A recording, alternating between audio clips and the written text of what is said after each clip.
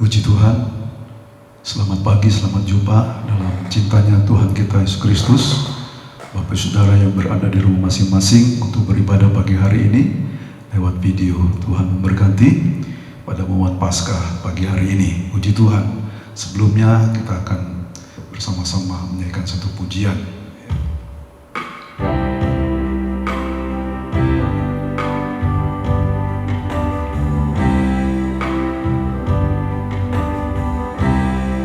Dengan segenap hati, dengan segenap jiwa, dengan kekuatanku, ku sembah Kau Tuhan. Dalam kekudusan-Mu,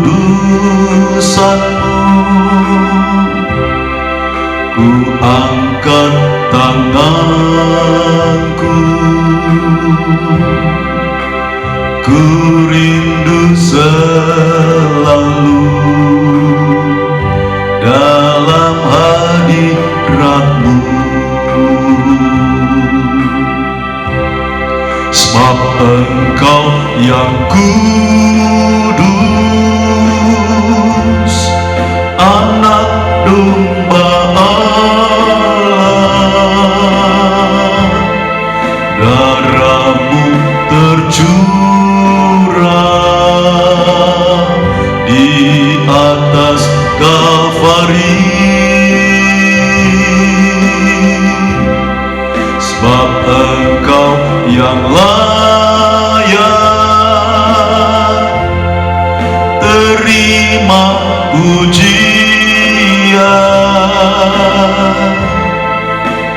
hormat dan kuasa sekarang dan selamanya. Puji Tuhan. Sebelum lanjut kita dengar firman, kita akan berdoa sejenak. Bapa dalam sorga, dalam nama Yesus kami mengucap syukur pagi hari ini untuk kami mempersiapkan hati kami, pikiran kami seluruhnya untuk mendengar firman-Mu. Biar Roh Kuduslah bekerja sepenuhnya untuk kami bisa memahami, mengerti dan lebih melakukannya. Bapa, urapi hamba-Mu, biar Roh Kudus terus bekerja memberkati kami semua. Terima kasih Tuhan. Dalam nama Yesus kami berdoa. Haleluya. Amin. Puji nama Tuhan. Firman Tuhan pagi hari ini momen Paskah, dan tema firman Tuhan saya beri tema Paskah adalah arti kematian Kristus. Puji Tuhan. Kita akan bersama-sama melihat dalam Injil Yohanes pasal 11 ayat 49 hingga ayat yang ke-53.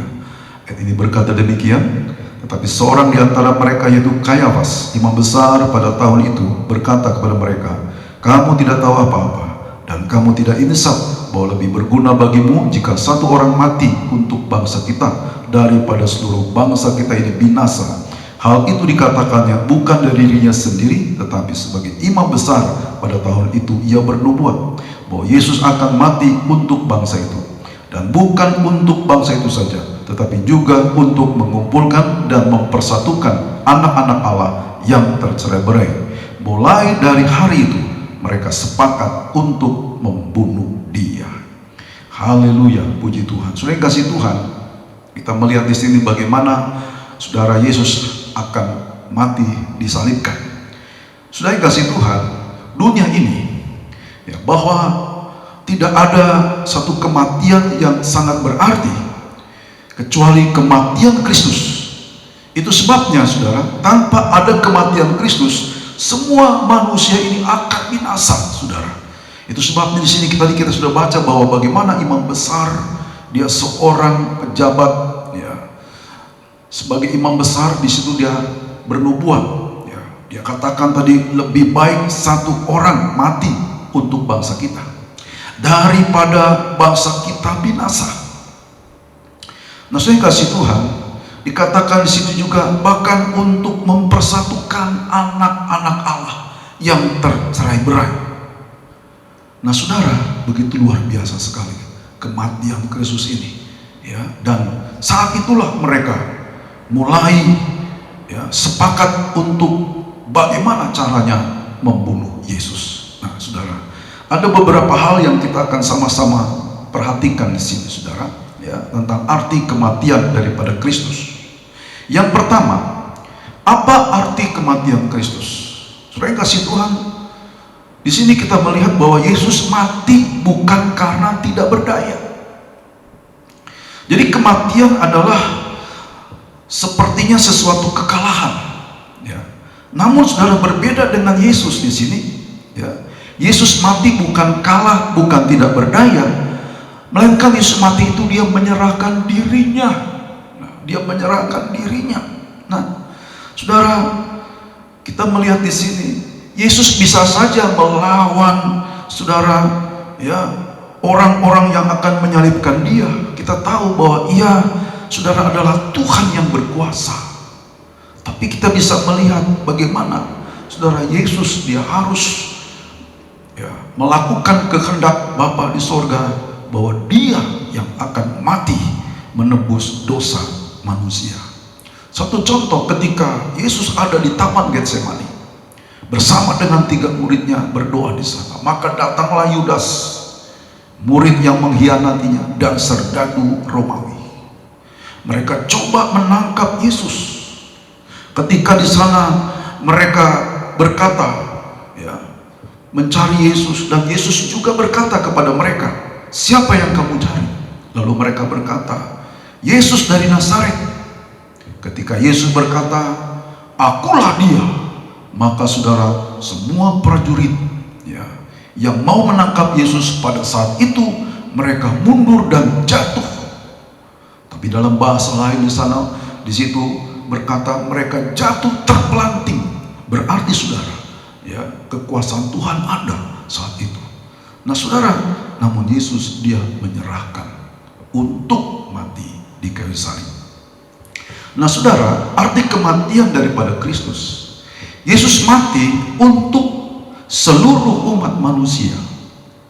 Nah saudara, kematian Yesus bukan hanya untuk bangsa Yahudi saja, tetapi untuk semua manusia di seluruh dunia ini. Itu sebabnya Injil Markus berkata dalam pasal yang ke-10 ayat yang ke-45, aku datang bukan untuk dilayani, melainkan aku datang untuk melayani dan menjadi tebusan bagi banyak orang. Nah saudara, kita perhatikan di sini, termasuk saudara dan saya.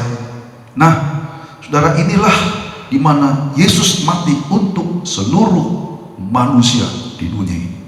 Yang ketiga, arti kematian Kristus. Yesus mati bukan rencana manusia, saudara. Dan kita perhatikan, sekalipun Yesus mati di tangan orang-orang Yahudi, dan seluruh prosesi kematiannya dilakukan oleh orang-orang Yahudi dan prajurit Romawi. Saudara, kematian Yesus itu bukan karena juga nubuatan Kayafas atau Pilatus pada saat itu dia berkuasa sebagai gubernur, tetapi kematian Kristus itu melainkan adalah sebagai rencana Allah. Nah saudara, jadi Yesus mati bukan rencana manusia, tapi adalah mati karena rencana Allah. Yang keempat saudara, arti kematian Kristus adalah mengapa Allah merencanakan kematian Yesus. Nah ini saudara, menurut firman Tuhan, sejarah kematian manusia awal adalah ketika Adam dan Hawa melanggar perintah Allah dengan memakan buah pohon pengetahuan baik dan jahat. Maka sebagai akibatnya manusia harus mengalami kematian. Nah saudara, disitulah manusia mengalami kematian. Kenapa? Karena Tuhan sudah berkata, apabila engkau memakan buah itu, maka engkau akan mati. Nah saudara, bukan saja mati, tapi Roma pasal 3:23, manusia itu akan kehilangan kemuliaan Allah. Saudara, jadi itulah dosa yang membuat manusia kehilangan kemuliaan Allah. Saudara, kata kematian, yaitu mati bukan hanya sebatas putus nyawa, tetapi kata mati di sini memiliki arti terpisah, saudara. Ya, terpisah dari hadirat Allah. Sebelum manusia jatuh di dalam dosa, posisi manusia berada dalam hadirat Allah. Dan setelah manusia jatuh di dalam dosa, nah saudara, di situ kita melihat bahwa maka terputuslah hubungan dengan Allah. Artinya terpisah, tidak bisa lagi dapat terhubung dengan Allah. Karena saudara, disitulah ya, dengan luasa ya, karena dosa ada satu jurang antara manusia dengan Allah, jurang yang tidak bisa terseberangi. Itulah saudara, terpisah. Nah, saudara yang kasih Tuhan, artinya di situ bagaimana manusia jatuh dalam dosa dan mulai terpisah dari Allah. Itu sebabnya Yesaya pasal 59 ayat 1 dan ayat 2 berkata bahwa tangan Tuhan tidak kurang panjang untuk menolong, dan telinga Tuhan tidak kurang tajam untuk mendengar, tapi yang membuat menjadi pemisah, nah, saudara, itu adalah dosa. Nah, saudara, yang membuat Allah menyembunyikan diri, itulah sebabnya dosalah yang membuat manusia terputus hubungan daripada Allah. Saudara yang kasih Tuhan, kematian itu artinya binasa. Dosa bukan hanya memisahkan manusia dari hadirat Allah, saudara. Lebih jauh lagi, itu dosa membawa manusia kepada kebinasaan kekal. Nah, saudara, hal ini tidak mungkin, saudara, terelakkan. Siapapun dia, bagaimanapun hebatnya seseorang, bahwa cepat atau lambat manusia akan menghadap tahta pengadilan Allah untuk menerima konsekuensinya. Nah, disinilah saudara, ya, saudara kasih Tuhan, saudara ketahui bahwa Allah sebenarnya tidak menciptakan manusia untuk masuk ke dalam neraka. Sebab kehendak Allah, saudara, ya, jangan seorang pun binasa, tetapi selamat. Itulah saudara yang Tuhan inginkan, supaya tidak ada seorang pun yang binasa, tetapi saudara selamat. Ya, saudara kasih Tuhan, itu terdapat dalam 2 Petrus pasal yang ketiga ayat yang ke-9. Tuhan tidak lalai menepati janjinya, sekalipun ada orang yang menganggapnya sebagai kelalaian, tetapi Ia sabar terhadap kamu karena Ia menghendaki supaya jangan ada yang binasa, melainkan supaya semua orang berbalik dan bertobat. Itu saudara kehendak Tuhan. Saudara tahu bahwa neraka disediakan bukan untuk manusia, tapi neraka itu saudara disediakan untuk iblis dan malaikat-malaikat yang berontak terhadap Tuhan dan nabi-nabi palsu. Itu sebabnya Tuhan mau supaya manusia itu selamat, bertobat. Nah, tanpa bertobat, maka manusia juga akan menempati satu tempat yang bernama neraka yang kekal. Nah, saudara, yang kelima, arti daripada kematian Kristus. Di sini adalah bagaimana saudara, arti kematian Kristus itu sebagai korban pengganti. Seharusnya saudara dan sayalah yang dihukum karena dosa dan pelanggaran-pelanggaran kita, kejahatan-kejahatan kita. Maka saudara, untuk menyelamatkan manusia dari api neraka itu, Allah memerlukan korban pengganti. Saudara, harus ada yang mau menjadi korban pengganti, saudara. Ya, korban pengganti karena dosa itu. Yesus yang tidak berdosa dijadikan dosa. Nah saudara, disitulah firman Tuhan menyampaikan. Di dalam perjanjian lama, saudara, menurut perjanjian lama, korban penebus ganti, ya, manusia yang harusnya dihukum, maka manusia, saudara, harus menggantikan bagaimana caranya supaya manusia selamat.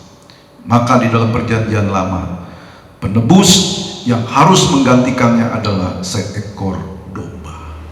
Nah, seekor domba. Nah, saudara yang kasih Tuhan, saya akan baca dalam Ibrani 10 ayat 1. Di dalam hukum Taurat hanya terdapat bayangan saja dari keselamatan yang akan datang, dan bukan hakikat dari keselamatan itu sendiri. Karena itu dengan korban yang sama yang setiap tahun terus-menerus dipersembahkan, hukum Taurat tidak mungkin menyempurnakan mereka yang datang mengambil bagian di dalamnya. Jadi tidak bisa, saudara, hukum Taurat ini menyelamatkan manusia dengan cara, saudara, mereka digantikan oleh seekor domba. Pada ayat yang keempat disitu dikatakan, sebab tidak mungkin darah lembu jantan atau darah domba jantan menghapus dosa. Nah, saudara, tidak mungkin. Ya. Ayat yang ke-11 dikatakan, selanjutnya setiap imam melakukan tiap-tiap hari pelayanannya dan berulang-ulang mempersembahkan korban yang sama sekali tidak dapat menghapuskan dosa. Jadi saudara, kita melihat di situ bahwa korban-korban binatang pada saat itu tidak dapat menyelesaikan manusia dari dosanya. Nah saudara, kita perhatikan di sini, jadi korban dalam perjanjian baru, maka disinilah korban yang bisa menghapus dosa manusia. Korban penebus dosa digantikan dengan Yesus Kristus. Dia sebagai anak domba Allah. Inilah korban yang sempurna, hanya sekali untuk selama-lamanya dan untuk semua orang. Nah, saudara, kita perhatikan pada ayat yang ke-9 dari Ibrani pasal 10. Dan kemudian katanya, sungguh aku datang untuk melakukan kehendak-Mu. Yang pertama ia hapuskan, supaya menegakkan yang kedua.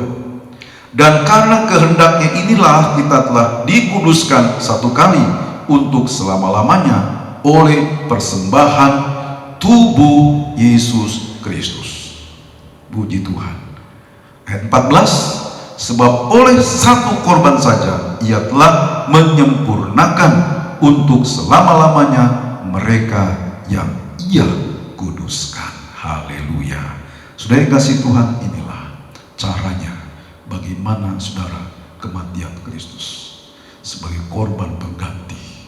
Dialah saudara anak domba Allah yang tidak bercacat celah.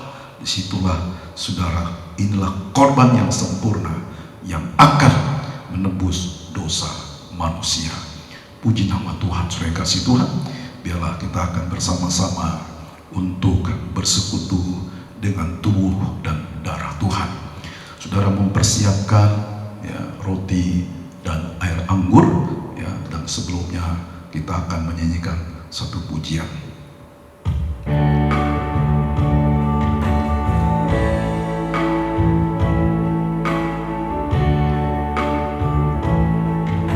Cintanya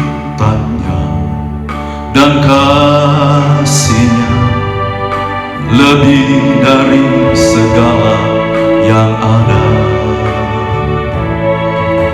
Putranya dikorbankan demi seluruh manusia. Darah domba Allah tercurah di Kalvari. Darahnya hapuskan dosaku.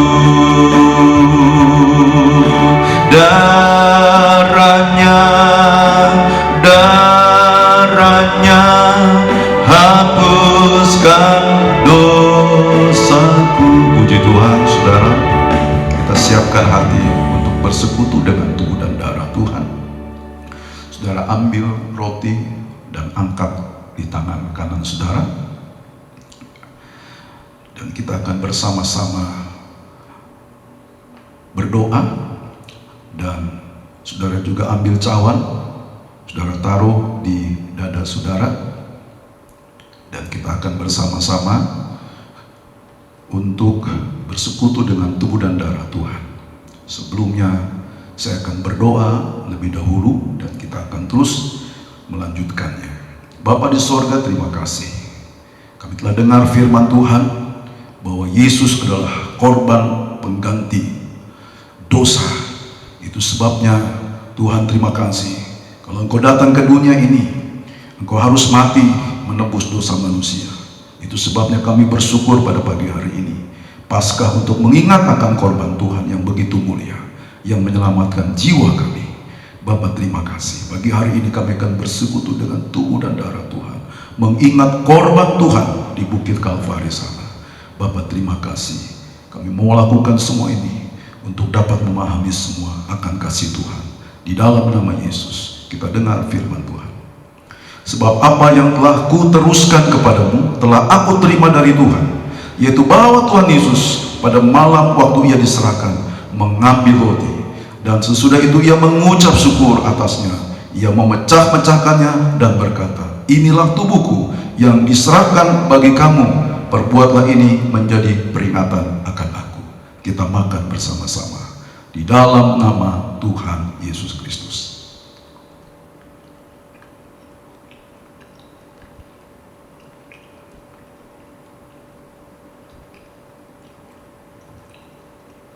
Kita angkat cawan, kita dengar firman Tuhan. Demikian juga ia mengambil cawan sesudah makan, lalu berkata, cawan ini adalah perjanjian baru yang dimeteraikan oleh darahku. Perbuatlah ini setiap kali kamu meminumnya, menjadi peringatan akan aku. Sebab setiap kali kamu makan roti ini dan minum cawan ini, kamu memberitakan kematian Tuhan sampai ia datang. Kita akan bersama-sama minum cawan Tuhan dengan iman. Dalam nama Tuhan Yesus Kristus kita minum.